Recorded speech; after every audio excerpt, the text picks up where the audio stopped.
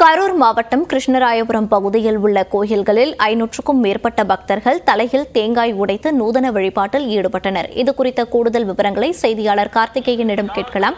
கார்த்திகேயன், இந்த தலையில் தேங்காய் உடைக்கும் வழிபாட்டின் சுவாரஸ்யமான தகவல்கள் என்ன, விவரங்களை பதிவு பண்ணலாம்.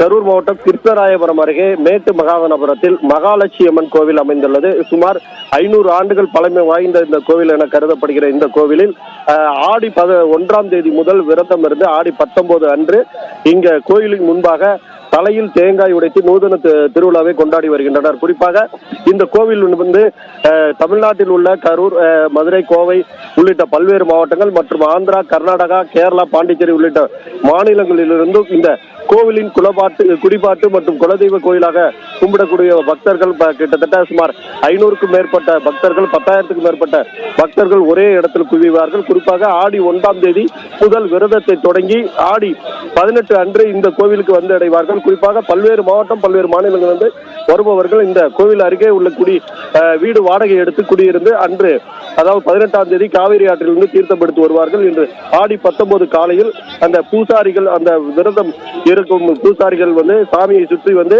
பக்தர்கள் கோவிலுக்கு முன்பாக உட்கார்ந்திருக்கிறார்கள். கிட்டத்தட்ட இன்று 680 பக்தர்கள் தலையில் தேங்காய் உடைத்து நூதன அந்த நேர்த்திக்கடனை நிறைவேற்றியுள்ளனர். குறிப்பாக இந்த கோவில் நேர்த்திக்கடன் என்பது 500 ஆண்டுகள் பழமை வாய்ந்த இந்த கோவில் வந்து தலைமுறையாக இந்த நூதன விழா கொண்டாடப்பட்டு வருகிறது. குறிப்பாக இந்த கோவில் வேண்டுபவர்கள், அதாவது குழந்தை வர வேண்டுபவர்கள் மற்றும் நிலம் மற்றும் செல்வாக்கு வேண்டுபவர்கள் செல்வம் கொளிக்க வேண்டும் என்று அவர்களின் தலைமுறையாக அந்த நூதன முறையாக இந்த தலையில் தேங்காய் உடைக்கும் திருவிழா என்பது கொண்டாடப்பட்டு வருகிறது.